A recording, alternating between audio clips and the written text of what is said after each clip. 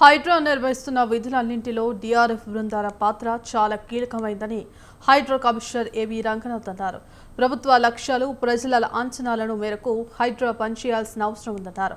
ఈ విషయంలో అందరూ అప్రమత్తంగా ఉండాలన్నారు. డీఆర్ఎఫ్లోకి అవుట్సోర్సింగ్ విధానంలో కొత్తగా తీసుకున్న 357 మంది శిక్షణ ప్రారంభోత్సవంలో ఆయన మాట్లాడారు. అమర్పేట్ పోలీసు శిక్షణ కేంద్రంలో వారం రోజుల పాటు ఈ శిక్షణ ఉంటుందని చెప్పారు. ప్రకృతి వైపరీత్యాలకు సంబంధించినప్పుడు ప్రజలు ప్రాణాలతో పాటు ఆస్తి నష్టాన్ని తగ్గించడంలో డీఆర్ఎఫ్ పాత్ర చాలా కీలకమైందని వివరించారు. ఇప్పుడు హైడ్రా విధులు కూడా తోడయ్యాయన్నారు. దీంట్లో ఇప్పుడు మీరందరూ వచ్చినటువంటి ఇప్పుడు ఈ డిఆర్ఎఫ్ అసిస్టెంట్స్ గా వచ్చిన వారు, డిఆర్ఎఫ్ మేనేజర్స్ వచ్చిన వారు, మీరందరూ కూడా మిమ్మల్ని మామూలుగా మేము తీసుకోలేదు. అంటే ఎవరంటే వాళ్ళు చెప్తే కూడా మేము ఎవరిని కూడా అలా తీసుకోలేదు. మీ అందరినీ రిక్రూట్ చేసుకోవడానికి ఒక విధానం పెట్టాం. ఎస్ఎల్పిఆర్బి అని మీ అందరికీ తెలుసు. మీ అందరు చాలా మంది కానిస్టేబుల్స్ దానికి కూడా అంత అపేర్ అయ్యారు.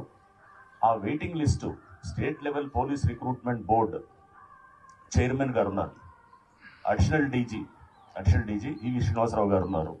ఆయన సీనియర్ ఐపీఎస్ అధికారి. వారితో మాట్లాడి ఆ లిస్టు తెప్పించి మీ అందరినీ కూడా ఈ దగ్గరున్న ప్రాంతాల వాళ్ళందరినీ కూడా మీ అందరినీ కూడా సెలెక్ట్ చేసుకొని మీ మెరిట్ బట్టి మేము తీసుకుంటూ దాంట్లో సామాజిక కూర్పులు కూడా ఫాలో అవుతూ అందరికీ కూడా అది బ్యాలెన్స్ చేస్తూ మిమ్మల్ని తీసుకోవటం జరిగింది.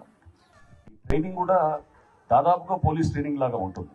అంటే మీరు పోలీసు లేకపోతే మన ఇప్పుడు ఆర్మ్డ్ ఫోర్సెస్, ఇక్కడ మన ఎస్ఎఫ్ఓస్, వీళ్ళంతా ఫైర్ డిపార్ట్మెంట్, ఇదంతా కూడా మన పోలీస్ అండ్ ఇది ఏదైతే కనుక హోమ్ డిపార్ట్మెంట్లో ఉన్నటువంటి ఒక డిసిప్లిన్ అనేది, అంటే ఇక్కడ తప్పకుండా మన పైన అధికారి మనకి చెప్తే మనం పాటించేటటువంటి ఒక డిసిప్లిన్ ఉంటుందన్నమాట.